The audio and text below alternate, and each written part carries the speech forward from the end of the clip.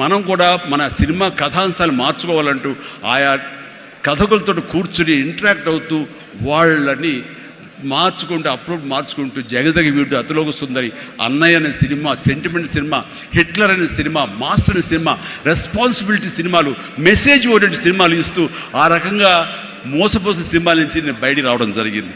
And know that your product won't appeal to everyone and conduct market research and continuously learning. ఇప్పుడు cinema Chiranjeevi cinema అంటే అందరూ like చేసేయాలి, అందరిని అనుకోకూడదు.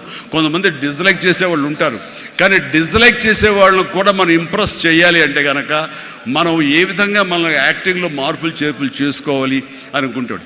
ఇక్కడ ఉన్నటువంటి కొంతమంది ఇండస్ట్రీలో, సార్ మీ సినిమాల్ని దొంగతనంగా చూసేవాళ్ళం సార్, ఇదేం కర్మయ్యా దొంగతనం ధైర్యంగా చూడొచ్చు కదా అంటే, లేదు సార్ అలా చూస్తే మా వాడు కొంతమంది ఎందుకురా సినిమాలు అంటే అవేనా అని అనేవాళ్ళు సార్. అదేంటయ్యా సినిమాలకు కూడా తేడా చూపిస్తారా? అవును సార్, అందుకని మీ సినిమాలు మీ డ్యాన్స్ అంటే మాకు ఇష్టం సార్, అందుకని సెకండ్ షోలకి ఎవరికి తెలియకుండా కామ్గా వెళ్ళిపోయి చూసి వచ్చేవాళ్ళం సార్. ఏమిటి అసలు అవి చూసి కాలేజీలో ఆ పెర్ఫార్మెన్స్ ఇచ్చేసేవాళ్ళం సార్, మాకు ప్రైజులు వచ్చేసేవి. ఆ రకంగా అందరినీ కూడాను, ప్రతి ఒక్కరిని కూడా నేను నా వైపు ఆకట్టులాగా చేయగలిగాను. అలాగే learn from mentors and successful entrepreneurs. ఎవరైతే మీకంటే ముందే సాధించారో వాళ్ళని మీరు ఆధారంగా చేసుకుని వాళ్ళు ఏ విధంగా అంత స్థాయికి వెళ్ళారు, టాటా వాళ్ళు కానీ ఇంకోళ్ళు కానీ వెళ్ళారు. అంటే నా విషయంలో రామారావు గారు, నాగేశ్వరరావు గారు ఆ స్థాయికి వెళ్ళారంటే క్రమశిక్షణ, టాలెంట్ అనేది ప్రూవ్డ్. కానీ ఇక్కడ క్రమశిక్షణ అనేది చాలా ఇంపార్టెంట్.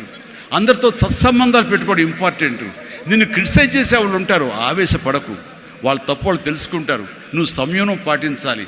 అండ్ అట్లాగా నేను నా సీనియర్స్ నుంచి నేర్చుకుంటూ వచ్చాను. Learn more mentor and successful entrepreneurs of course.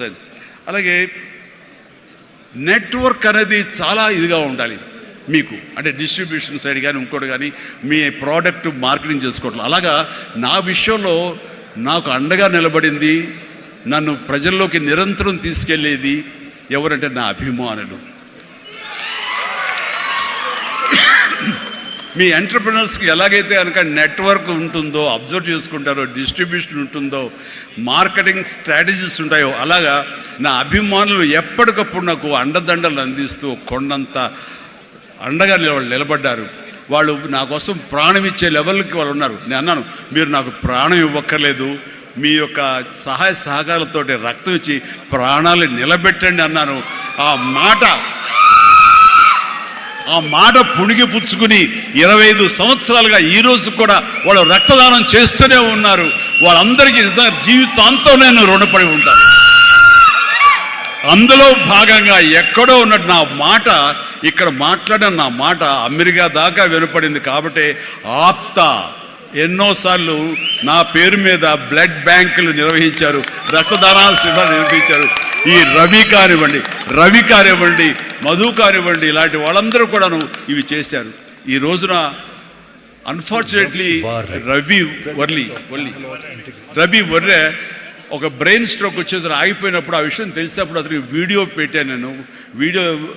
Ravi don't worry, ఇవన్నీ స్మాల్ థింగ్సే, బట్ అన్ఫార్చునేట్, త్వరలో కోలుకుంటావని అతను నేను మెసేజ్ పెట్టినప్పుడు అతను పొందిన ఆనందం అంతా ఇంత కాదు, అది ఎంతో ఉత్సాహాన్ని ఇచ్చింది. ఈ రోజున కోలుకుంటున్నాడు.